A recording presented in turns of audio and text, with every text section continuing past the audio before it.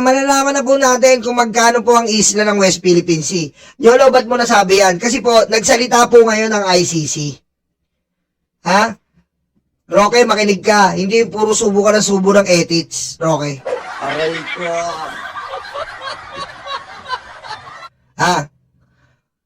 Nandito po, nakalagay, isisave ko lang po ha, para po malinaw. Kasi po, marami po DDS na pinanganak po talagang sinungaling. Dito po, sa form na binigay sa atin ng ICC, Aray ko. dito po sa binigay na form ng ICC sa atin, nakaraang araw, Aray ko. nabigyan po tayo ng pagkakataon makapagtanong. At siyempre, tinanong ko po, ha? Ano ba ang tinanong mo, Nyolo? Tinanong ko, who pay for Mr. Duterte defense? Sino po ba nagbabayad ng abogado kay Duterte? Mr. Duterte is not indigent. Ano po ibig sabihin ng indigent? Kapag indigent ka po, ICC ang magbabayad. ICC. Pero sa case ni Duterte, Roque, makinig ka, hindi ka puro subo ng ethics. Aray ko. Ha, bobo kang abogado ka eh. Ano sabi ni Roque? Ang ICC daw po ang nagbabayad kay Digong. Pero dito po, papakita ko sa inyo, who pays for Duterte defense? Mr. Duterte is not indigent, hindi po libre for the purposes of the court's legal aid system. He therefore bears the cost of his defense. Ibig sabihin po, siya po ang nagbabayad kay Kapman.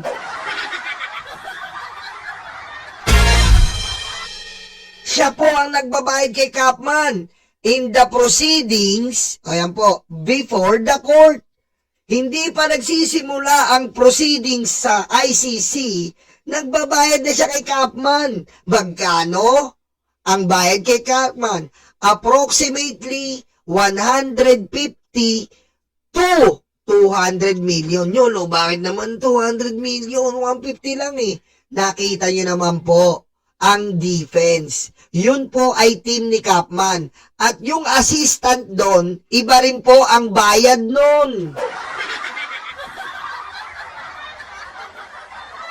Yung assistant po ni Kapman, yung isa doon, iba din po ang bayad nun. So, approximately 150 million to 200 million a month. Nyolo, isang taon na, magkano na? Tumataginting na 1.5 billion na po ang nagagastos nila Duterte. Ngayon, saan po nila kinukuha yan? Saan po nila kinukuha ang mag-iisang taon na 1.5 billion? Billion!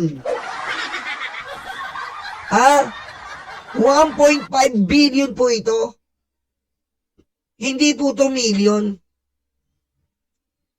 Tapos sasabihin nila walang pera ang Duterte. Kaya yan po, bumalik tayo ngayon dito. Yan po ang sinasabi natin, bank records na kailangan buksan. Bakit po kailangan buksan itong bank records? Para malaman natin gaano ba kalaki ang pera ng mga Duterte. Dahil sabi mismo ng ICC, sila ang nagbabayad. Dito tayo magkakaalaman. Sabi ko nga po sa inyo, mabuksan lang itong bank records, magkakaalaman na tayo sa panggagago sa atin ng mga Duterte. Aray ko. Mabuksan lang po natin to. Malalaman natin talaga ang panggagago ni Duterte sa taong bayan. Biro mo 1.5 billion, ginastos mo lang sa abogado. Grabe ho yun. Billion yun. Dinaig niya po ang gumagastos at kumikita, inuulit ko, ang kita po ng mga SM, ang kita po nila Ayala, ang kita po ng mga malalaking super malls sa atin. Hindi nga minsan makaabot ng 150 million. Pero sila, binabayad lang nila sa abogado. Ang galing. Paano nangyayari yun? Aray ko. Oh, doon pa lang po magtataka ka na eh. Hindi, kung tataka-taka ka, wala kang bake. Pero saan nila kinukuha yung 150 million? Na lang tayo, wag na ng 200, 150. Saan mo kinukuha yon? Converted na yan sa peso, 150 million or 2.5 million dollars. Oh, saan nila kinukuha yan?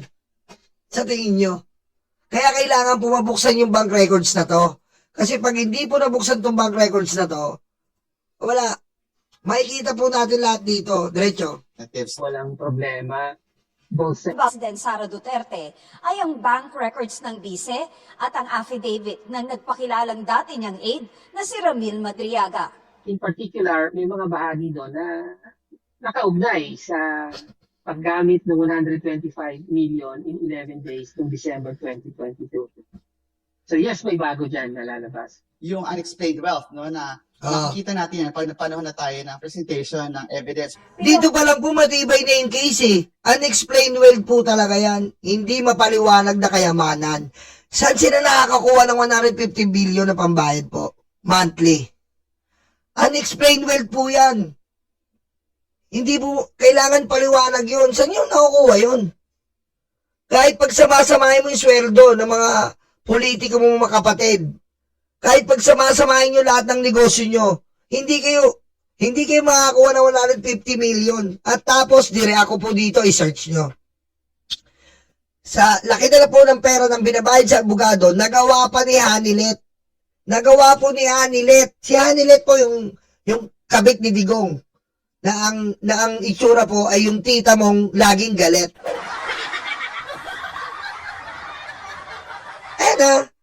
Nag-open po yan ng Mang Inasal at KFC. Nung nakaraang December lang, magkano po ang franchise ng Mang Inasal? Estimated 30 to 40 million ang isang franchise ng Mang Inasal at KFC. Estimated lang yun.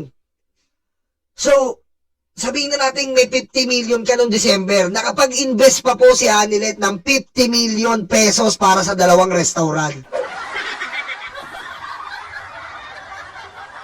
Saan po nakuha ng mga Duterte? Sa loob ng 6 na taon na presidente ni Duterte, ang sweldo po ni Digong ay, sabihin natin 500,000. Ang sweldo ni Sara sa pagka-mayor, magkano lang?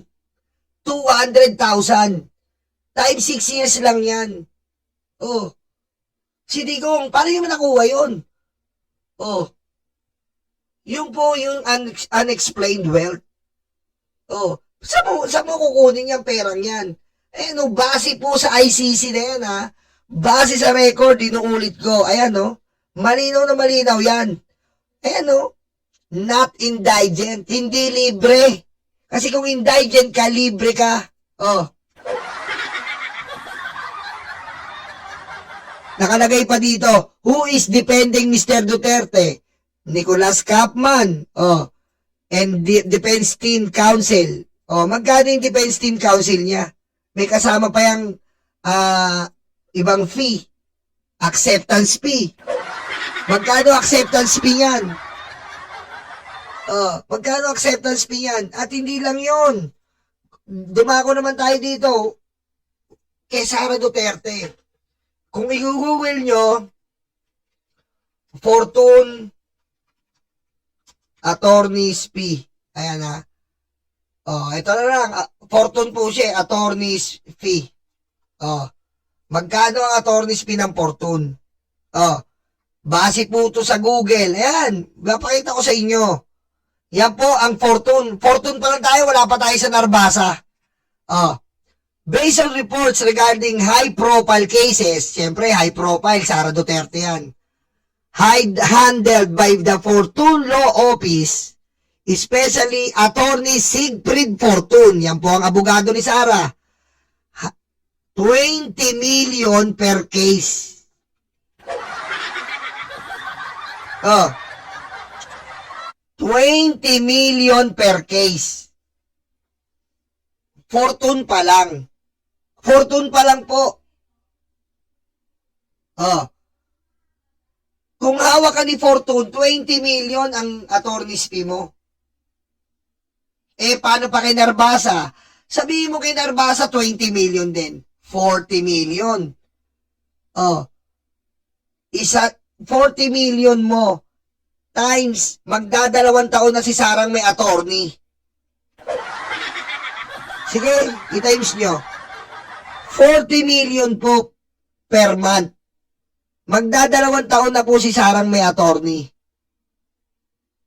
Oh, magkano yun? Alam ka naman libre ang Fortune Narbasa. Oh. Alam ka naman libre ang Fortune Narbasa. Sa tingin mo, libre yan? Oh. Saan nila kinukuha yan? So kung may 40 million, gumagastos sila, ang mga Duterte ng 200 million talaga monthly. Oh, times 24 natin, 40 times 24. Sadali lang, mahina ako sa subtraction eh. 960 million na ang ginagastos si Sara. 960 million. Eh putik, sabi ko nga sa inyo eh. Yung abogado lang ni Boss Mike ang mahal-mahal eh. Yung abogado niya kay Adarna, nagbabayad si Boss Mike kasama namin. Ma-pricey na eh. Pricey na. Eh, ikaw, Fortune, top 10 na abogado sa buong Pilipinas. Ang humawak po ng impeachment ni Estrada. Ang humawak kila Michael Yang yan.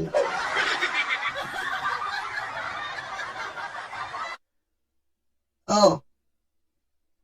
Ano sabi? Hindi per case to. 20 million per case. Hindi po per case. Ito po 20 million per case. Pero ano po to, retainers fee yan. 'Di ba? Ibig mo sabihin, pag dito, halimbawa, abogado ka na si Sara, ganyan yan, 20 million yan. Pero kapag nagsisimula na yan, iba na yan, umaangat na yan. Baka nga hindi lang 20 million yan eh. Oh, ayan o, Narbasa, tingnan natin Narbasa. Tingnan natin na Narbasa. Narbasa. Ano ba yung spelling na Narbasa? Ayan.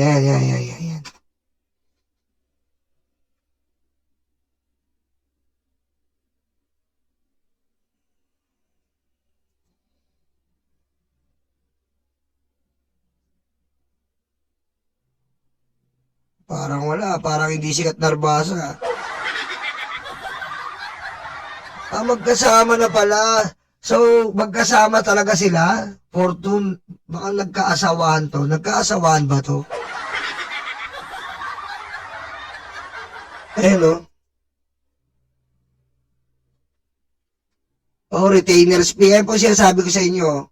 The legal retainer, ayan o, retainer nila 20. Retainer, ayan o. Oh, yan. Sabihin na natin, for the sake of our argument, sabihin na natin magkano lang kaya. Sabihin na natin, babaan naman natin, 10 million lang. Sabihin na natin para wag magalit sa atin ang mga DDS. Baguhin natin, 10 million per month. Oh. Huwag na tayo magano. Okay? Huwag na tayo magano, baka magalit sa atin eh. Umiiyak na yan eh. Sabihin na natin 10 million per month. Fortune Narbasa. 10 million per month times 12. 200. Magkano? 10 million per month times 12. 120. 240 million na ang ginagastos si Sara. Oh, 240 million. Oh, saan nyo kinuha yun? Aray ko. Huwag na tayong mag-exaggerated para hindi masakit. Babaan natin, 10 million na lang para hindi masakit. 240 million for 2 years. Kaya, sabihin na natin, wala pa naman 2 years eh. 1 year mo lang. 120 million sa 1 year. Saan nakuha ni Sarah yung 120 million sa 1 year? Sige nga. Saan nakuha ni Sarah yan? 120 million sa 1 year. May binabayaran ka bang 150 sa tatay mo? May binabayaran ka bang 150 sa tatay mo? Nag-open pa si Adeline ng restaurant. Tayo, mag-open ka pa ba? May problema na tayo. Si Adeline, walang pake. Open akong KFC. Anong ginawa nung na-react natin? Putik, dinilit. Diba? Nung nireact po natin yon, putik, dinilit nila Chong Kitty. Dinilit po nila. Nag-open pa yan ng ito, para mapakita ko lang sa inyo. Ano to? Ayan talaga nga. Nag-look.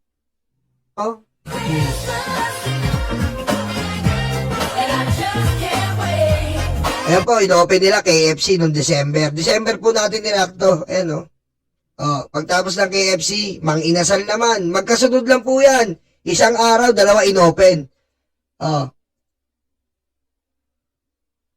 Ito yung Mang Inasal. Ito pa po. Nag-franchise din po ng KFC. Sa isang mall din po, dalawang, ayan po, ayan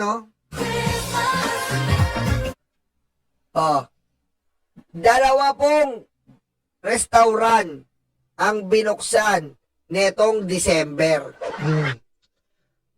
Lupet, di ba? Yan ba walang pera?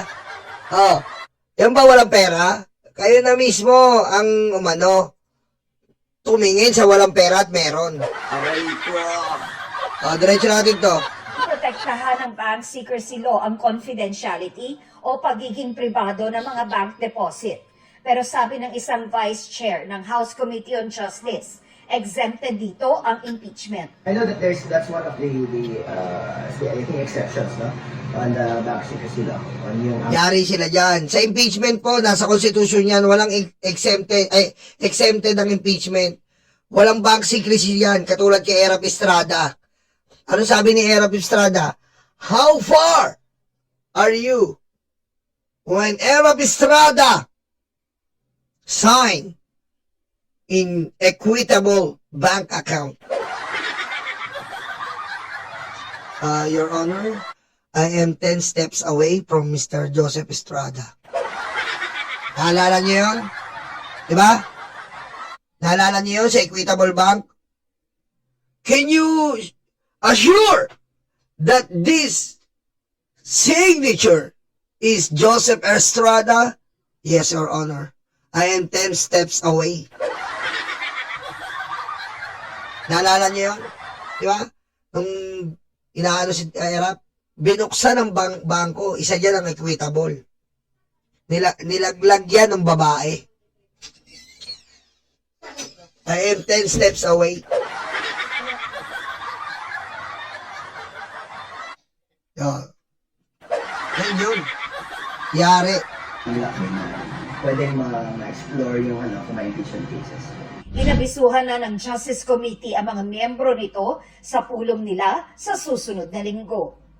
Para sa GMA Nako, ito na yung form mo. Ayan na, Ayan na. Inabusuhan na, patay. Ayan po. Ayan po ang sinasabi ko sa inyo. Di ba? Napakagaling ni Sarah. Aray ko. Malalaman po natin yan at talagang kailangan madepensahan nila to.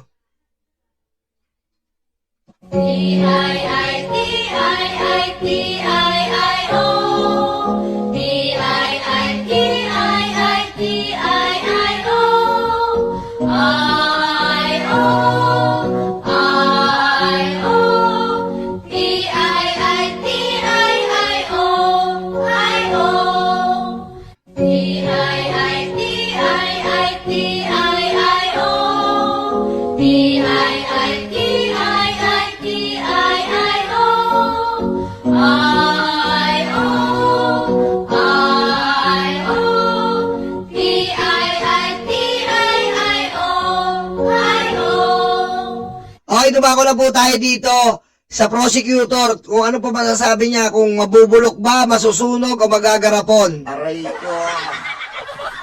Sino? Si Digong. po sa inyo.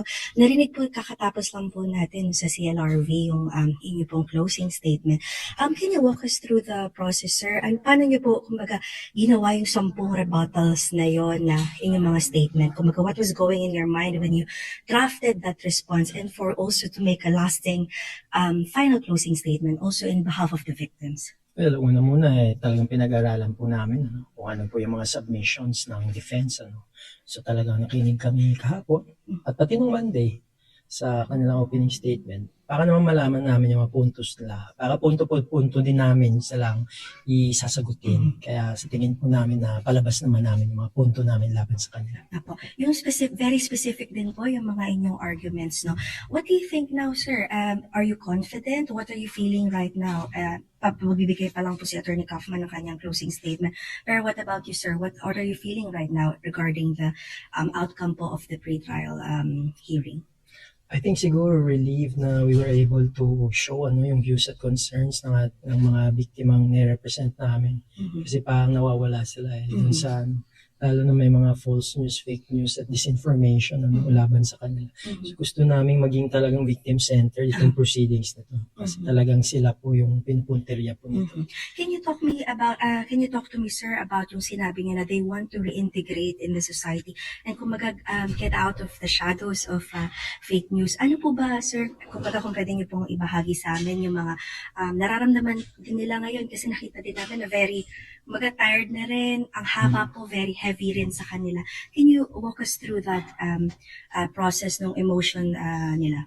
O kasi usually yung mga victims galing po sila sa mga close-knit at mga low-income communities kung saan magkakilala po sila.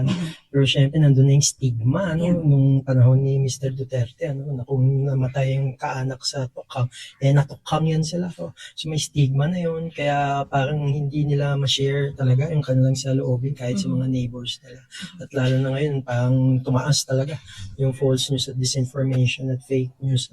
Kaya yun yung panawagan natin sa chamber na ilabas na sila dun sa liwanag ng katotohanan at justisya. Ito po sa 5 araw, kasama yung break, no? Ano po ba, sir, yung kumbaga meron ba silang sinabi na hinaing nila or nararamdaman din nila throughout this process? Kasi kumbaga ito first hand din lang nakikita, this for the first time din nila makapunta dito to witness such a trial. Bilang representatives po ng victims, meron po ba sa kanila na sinasabi na, okay, itong experience na to, did it make them feel more confident, more hopeful, or also a little bit reserved? Kumbaga kasi makikita din natin yung both sides and they're sitting beside also yung mga lawyers ng dating Pangulong Rodrigo Duterte. Do you have an idea into how they're... Sa ginawa po ni Kaufman, wala na po. Sure. Sure po. Sure si Digong sunog. Aray ko. Totoo po yan. Okay. Una, talagang security yung aming tinitingnan. Kaya hindi lang po basta-basta pumupunta dito yung mga kaanak ng biktima. Kaya talagang yun yung muna naming interest. Ikalawa, talagang kinakausap din namin sila at kinakamusta sa kung kaya naming araw-araw ginagawa namin. At ikatatlo, inaano din namin kung anong mga reaction nila, anong naging sa loobin nila. At I think generally sa loobin nila ay joyful sila dahil nag-start na nga itong unang hakbang tungo sa hustisya at katotohanan. Okay po. At can you walk us through lang, sir, then yung mga next steps na po after this hearing? You said you're also confident about the proceedings so far. But what will happen po ba next in terms also din sa mga victims natin, families of victims natin?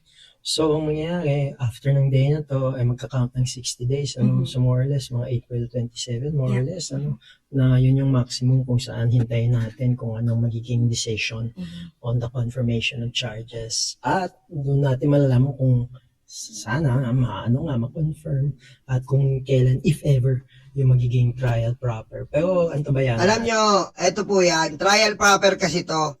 Kasi bakit po? Eto, pakinggan nyo lang po ha. Dagdag na natin itong sinasabi ni Capman. I-dissect lang natin. Tapos, mag-like na po kayo kasi po may bisita tayo. May bisita po tayo. Pumayag po siya sa isang interview. May pasabog tayo ngayon. Engage him concerning the evidence. And he lost the desire to follow me within less than a minute. I offered to show him excerpts of the confirmation. Ito po ang sinasabi ni Capman, nakausap niya daw si Duterte. Ang tanong, Capman, bakit hindi mo hinarap? Diba? Ito na lang po, babasahin ko na lang po ang sabi ni Capman. Yung closing ceremony niya para mahimay natin maigi. Basahin na lang yan.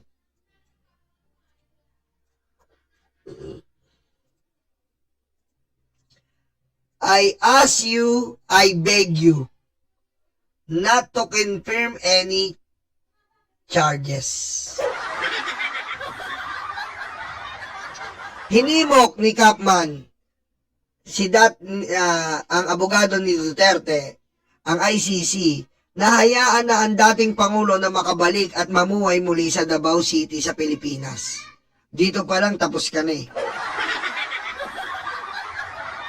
Tandaan mo, Capman, ang hustisya hindi dinidemand. Tandaan mo, ang hustisya ay hindi dinidemand.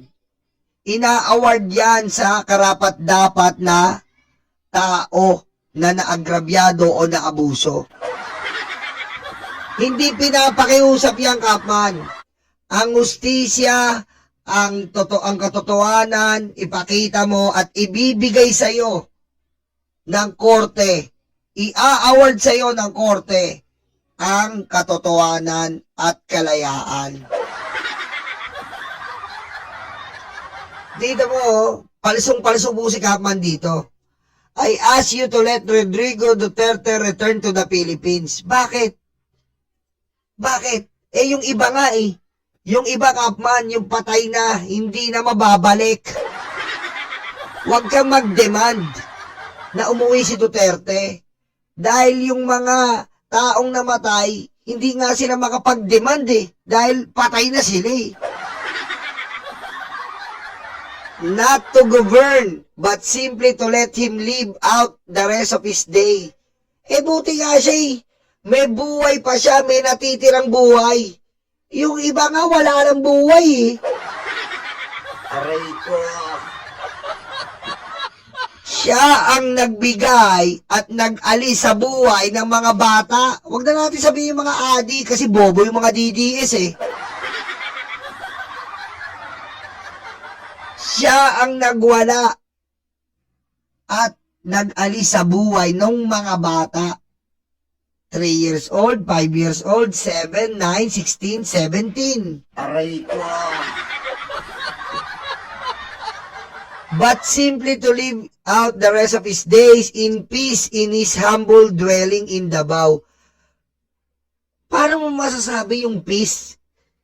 Yung mga biktima nga eh, hanggang ngayon wala pa rin kapayapaan sa buhay, kaya naghihimutok sila ng hustisya. Aray ko.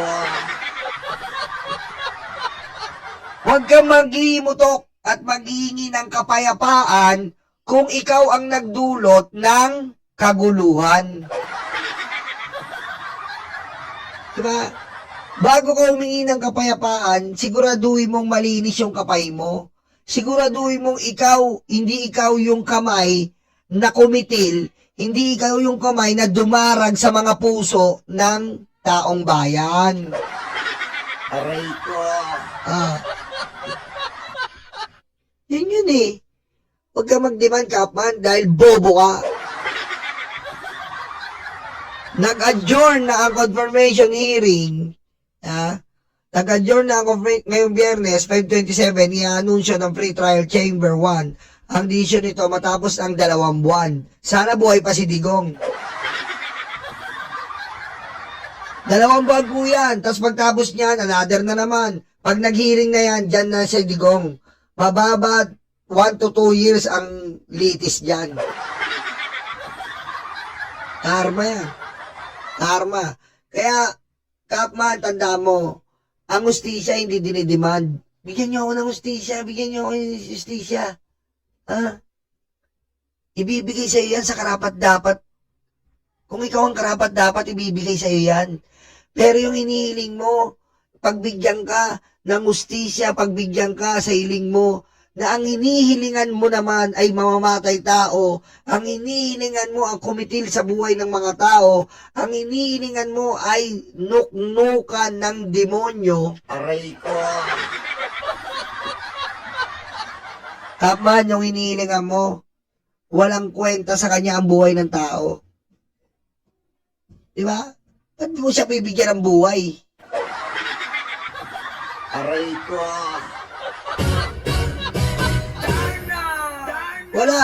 Mahina po. Maddidiretso tayo sa trial proper nito. At bakit ba nagdadrama si Capman? Sino ba naging, ano ba ang napag-usapan? Ayan, napag-usapan. Magdrama ka. Magdrama ka. Gawin mo. Magpaawa ka sa buong mundo. Sabihin mo, si Duterte ay nakausap mo. Sabihin mo, si Duterte ay talagang nawawala ng pag-asa. Siya ay nakakawawa na.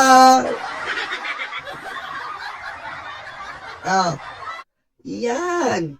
Yan. Kaya si Kapma, puro drama kahapon. Nakausap ko si Digong. Wala na po siyang interest. Tanggap niya na. Dapat lang. Mabuti yan, Kapman.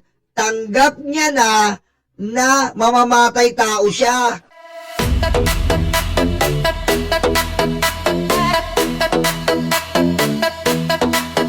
Takot na ang mga aso, dumarating ang mga kaso. Sila ay sinusundo na, dadalhin sa tatay nila. Aray waranto, takbo na bato, takbo na bato, takbo na bato. Aray waranto, bakit na bongo, bakit na bongo, bakit na bongo. Aray waranto, takbo na bato, takbo na bato, takbo na bato. Aray waranto, bakit na bongo, bakit na bongo, bakit na bongo.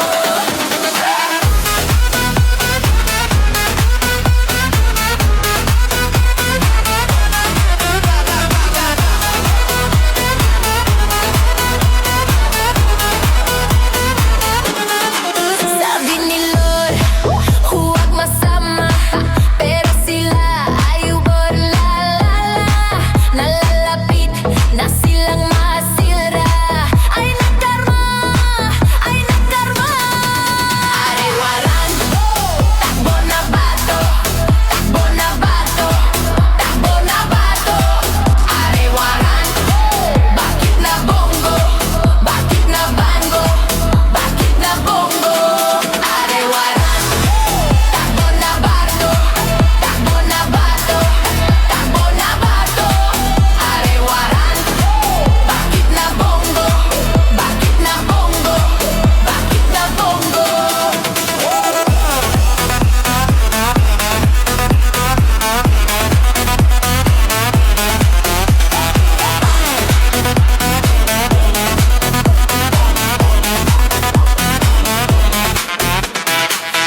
De, utakluga, de, stanga-tanga, de, utakluga, de, stanga-tanga, de, utakluga,